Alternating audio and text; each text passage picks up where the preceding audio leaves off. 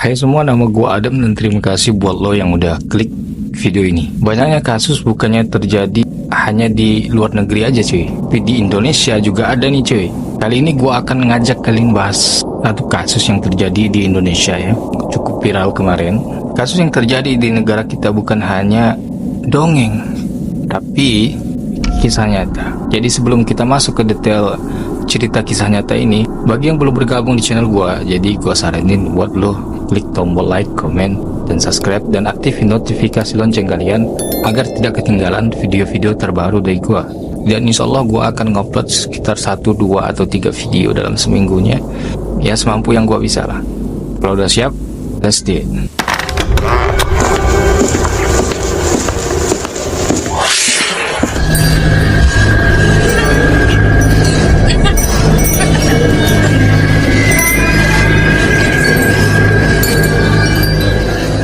Disclaimer nih, sebelum gua masuk ke detail kisah kasus ya, gua bakalan jemput pelaku itu sebagai Fulan. Gua nggak bakalan nyebut nama asli pelakunya, gua bakalan ubah tuh nama pelakunya dengan sebutan Fulan demi menjaga privasi dari pihak keluarganya. Jadi pada tanggal 31 Maret 2017 ada seorang anak yang bernama Krishna Wahyu Nur Rahmat, atau nama lainnya adalah Mas Eno, yang dia bersekolah di SMA Taruna Nusantara, Magelang, Jawa Tengah, Indonesia. Diketahui Krishna Wahyu Nur Rahmat ini merupakan siswa kelas 10 di tahun 2017 tersebut. Sebagai memudahkan penyebutan nama, kita sebut saja Krishna Wahyu Nur Rahmat ini sebagai Krishna. Nah, sedikit latar belakang Krishna nih cuy. Diketahui dia lahir pada tanggal 24 September 2002. Diketahui ya dari kecil tuh Krishna itu sekolah SD SMP itu di Jakarta. Dia tinggal bersama mbahnya di Jakarta. Dia nggak tinggal sama ibu dan bapaknya. Dia memiliki 4 bersaudara, termasuk dia ada anak yang paling bungsu di keluarga tersebut. Kakaknya bernama Adam Pranolo, lalu kakak keduanya bernama Karina Cahaya, dan kakak ketiganya bernama Rehan. Untuk sekarang orang tuanya memutuskan untuk tinggal di Bandung bersama kakak-kakaknya tadi.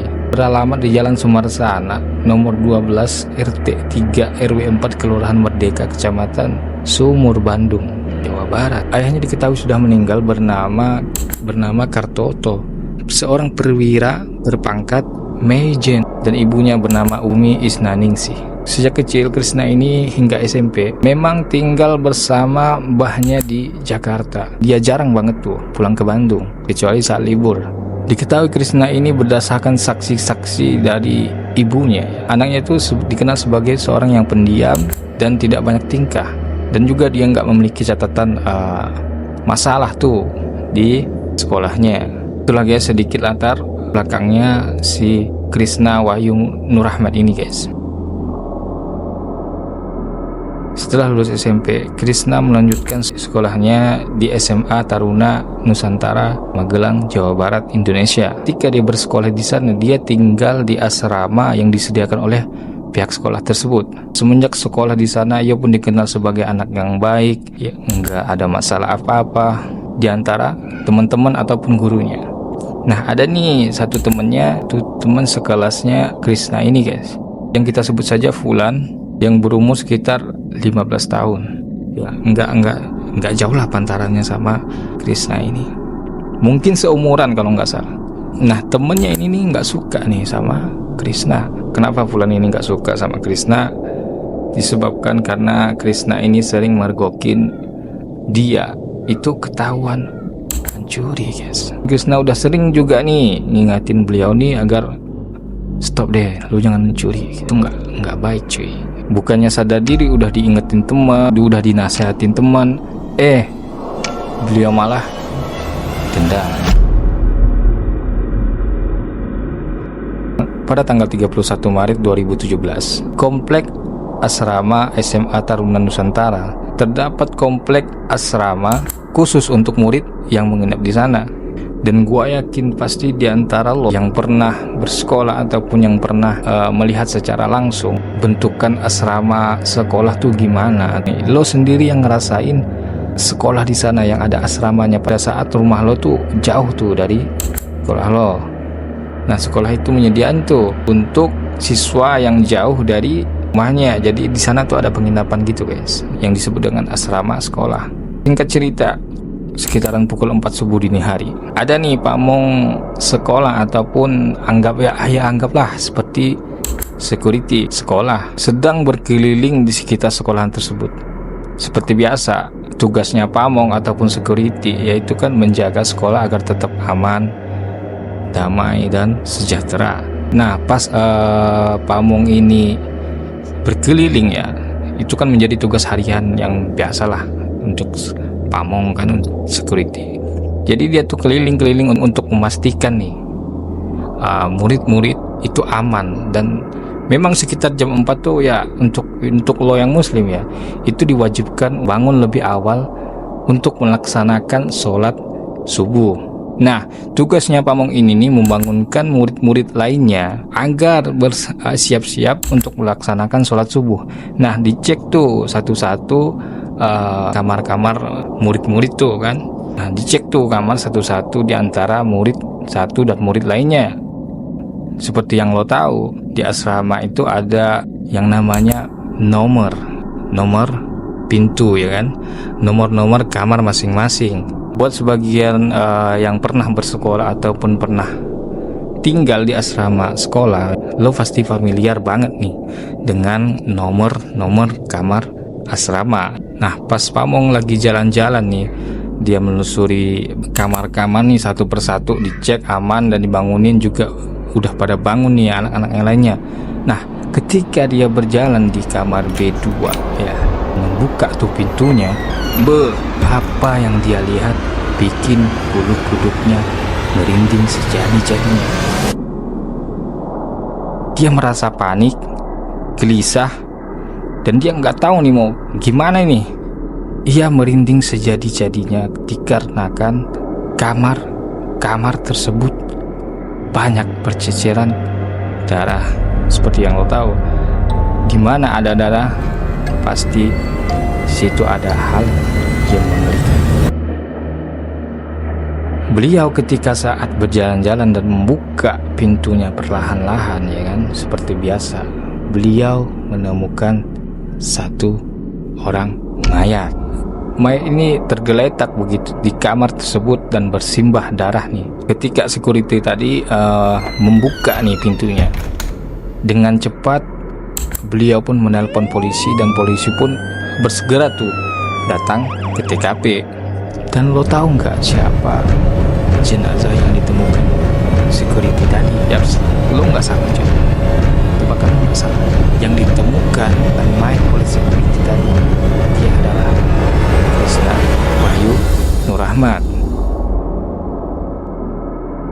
Setelah polisi datang ke TKP dan menginvestigasi jenazah korban, ditemukan luka tusukan yang sangat-sangat lebar di bagian leher sepanjang 10 cm. Polisi juga menemukan barang bukti berupa pisau sepanjang 30 cm. Dan dari saksi kasiswa toko swalayan, polisi juga mendapatkan keterangan bahwa dicurigai pelaku sempat membeli pisau di toko tersebut. Selain barang bukti utama seperti pisau tadi, polisi juga mengamankan 20 barang bukti di lokasi sekitar TKP. Secara spesifik nih, merupakan kacamata pelaku. Lalu ada nih kaos latihan juga, kamera pengawas, dan barang bukti lainnya. Menurut analisa polisi, ada diindikasi bahwa pelaku ini merupakan teman dekatnya korban. Setelah ditemukan barang bukti, polisi pun segera mencari pelaku dengan berpencar nih, mencari keterangan jelas. Diketahui saksi juga sekitar 16 orang, terdiri dari siswa, pendamping, security, dan kasir supermarket yang dicurigai ada seseorang yang membeli pisau sepanjang 30 cm tersebut. Pelaku ini sempat membeli barang tersebut di sana.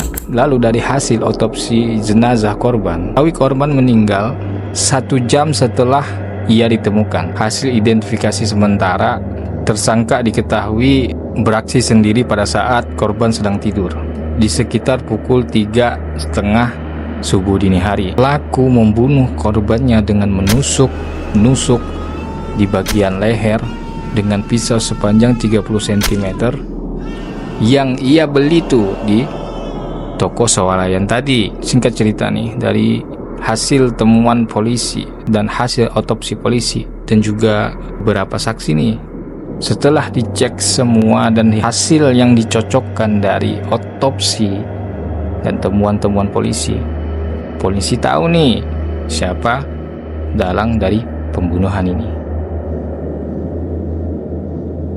Kalau lo berpikir dan tahu nih siapa pelakunya, lo nggak salah cuy. Pelakunya adalah orang yang dendam tuh dengan Krishna.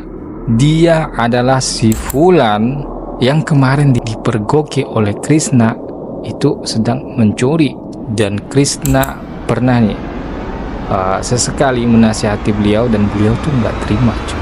Yaps, dia adalah si Fulan, teman satu kelasnya Krishna. Singkat cerita, polisi pun dengan cepat tuh berburu si Fulan dan nggak butuh waktu yang lama cuy. Dalam 2 kali 24 jam Fulan pun tertangkap nih. Hasil dari penangkapan pelaku, polisi mendesak Fulan nih untuk mengaku atas pembunuhan Krishna. Awalnya ya seperti biasa, Fulan ini nggak mau ngaku cuy. Setelah lama Fulan pun semakin didesak tuh cuy, karena diterus-terusan didesak ya oleh kepolisian. Dan kebohongan juga nggak bakalan bertahan lama di pas interogasi. Berikut apa yang sekiranya terjadi pada saat Fulan membunuh Krishna. Pelaku menjelaskan secara lebih lanjut bahwa motif utama dari pembunuhan yang ia lakukan adalah karena sakit hati. Ia menjelaskan bahwasanya ia tuh sakit hati, kesal tuh dengan Krishna yang mergokin dia tuh ketahuan mencuri. Dan lebih kesalnya lagi tuh Krishna tuh kayak negur dia tuh nggak terima cuy. Dia nggak terima bahwasanya itu ditegur oleh temen yang peduli tuh sama dia. Sebenarnya tuh temen Krishna ini tuh peduli tuh sama dia, tapi dia tuh menganggapnya bahwasanya ini enggak cuy, ini bukan teguran nih cuy. Tapi enggak cuy, ini bukan teguran nih, lo tuh ngerendahin gue gitu kan, ibaratnya seperti itu. Jadi beliau nih kayak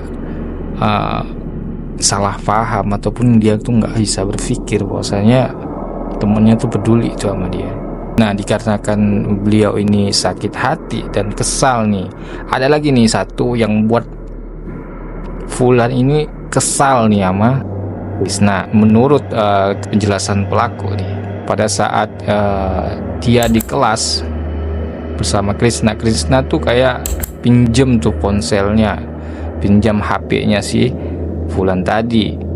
Dan kebetulan pas Krishna meminjam handphone atau ponselnya itu pas ada razia kelas. Jelas dong, siapa di sini yang pernah sekolah ya kan, pada saat lo jam sekolah lo main HP kan, itu nggak boleh cuy. Ada peraturan dari sekolah, masing-masing sekolah.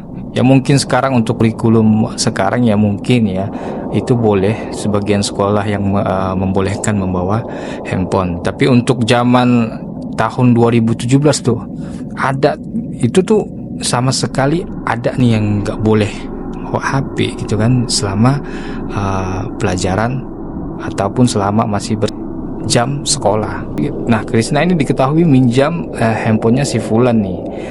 Mungkin ya nggak tahu lah, tapi gua nggak tahu nih buat apa Krishna ini minjam tuh handphonenya Fulan. Tapi yang lebih jelas Krishna itu minjam HP-nya Fulan. Nah, pada saat Krishna lagi minjam tuh HP-nya Fulan, ada tuh razia, ada tuh ibarat razia penggeledahan barang, dan apesnya Krishna itu ketahuan membawa handphone di kelas ya, dan pada akhirnya diambil tuh oleh pihak wali kelas. Fulan ini udah minta tolong buat mewakilin buat ngambil HP-nya dia nih yang ditahan oleh pihak wali kelas. Sayangnya Krishna nih nggak mau nih cuy, nggak mau bertanggung jawab. Kayak sial lah, lo yang buat, apa lo yang nggak tanggung jawab? Setelah Fulan menyampaikan rasa unek-uneknya kepada Krishna dikarenakan sakit hati dan kesal ya, dan merasa malu nih sama dia yang kepergok oleh Krishna sedang mencuri ya kan. Ada nih rencana untuk membalaskan dendamnya. Dari kejadian ini nih, awal mulanya si Fulan merencanakan pembunuhan terhadap Krishna. Pada tanggal 30 Maret 2017, Fulan pun menyiapkan alat eksekusinya, sebuah pisau yang dia beli di toko swalayan sehari sebelum ia melakukan pembunuhan. Sekitar pukul 2 subuh dini hari, Fulan pun diam-diam mengendap menuju tuh ke ruangan kamarnya Krishna. Dikarenakan beliau ini sama-sama tinggal di asrama ya, jadi beliau tuh dengan mudah masuk tuh ke area kamarnya Krishna. Setelah Fulan sampai di depan kamarnya Krishna, pas memang waktu itu Krishna pun sedang tidur ya, tidur lelap banget lah. Itu nggak sadar gitu, ada kayak seperti suara jalan orang gitu kan, seperti ada suara buka pintu gitu ya. Mungkin ya beliau nggak sadar lah karena saking tertidur pulasnya gitu. Beliau pun membuka pintu tuh dengan perlahan cuy. Dia membuka pintu dengan perlahan dan mengintip Krishna lagi apa gitu kan, tidurnya apakah dia bangun atau udah tidur gitu kan. Ya udah deh, Fulan pun menutup kembali tuh pintunya. Fulan nih mulai berpikir nih, dia rada-rada gelisah. Saking gelisahnya, Fulan pun kayak mondar-mandir di depan kamarnya Krishna. Sekitaran pukul 3:30 subuh dini hari, akhirnya dengan persiapan yang mateng, persiapan yang udah top, udah oke semua, Fulan pun buka tuh pintu. Fulan tuh masuk tuh di kamar Krishna dengan mengendap-endap tanpa bersuara. Setelah Fulan masuk di kamarnya Krishna, tanpa babi bu ya, Fulan pun langsung menusuk lehernya Krishna menggunakan pisau sepanjang 30 cm. Sempat tuh terjadi perlawanan antara Fulan dan Krishna, tapi dikarenakan leher beliau ini tertusuk ya kan, dan mengeluarkan banyak sekali darah, jadi beliau pun nggak bisa berkutik. Diketahui ya, Fulan menusuk lehernya Krishna ini sepanjang 10 cm. Lo bayangin aja dah, ketika lo tusuk benda tajam ya, apalagi sekitaran leher lo gitu kan, itu pasti sakit banget cuy. Ya, gue yakin itu sakit banget. Nah tadi kan terjadi tuh peristiwa perlawanan ya kan. Ketika terjadi perlawanan, Krishna ini sempat menjatuhkan kaca mata beliau, di mana polisi pun menemukan nih di TKP kacamata beliau nih, kacamata si Fulan. Nah dari kacamata ini dan bukti-bukti lainnya yang tergeletak di sekitaran TKP, itulah yang membuat si Fulan itu dicurigai sebagai tersangka. Setelah ditetapkan sebagai tersangka, Fulan pun akhirnya dijebloskan ke dalam penjara atas dakwaan melanggar pasal 80 ayat 3 dan pasal 76C Undang-Undang Nomor 35 Tahun 2014 tentang Perlindungan Anak, pasal 340 dan pasal 338 KUHP tentang pembunuhan berencana dengan ancaman 15 tahun penjara atau denda sebesar 3 miliar rupiah.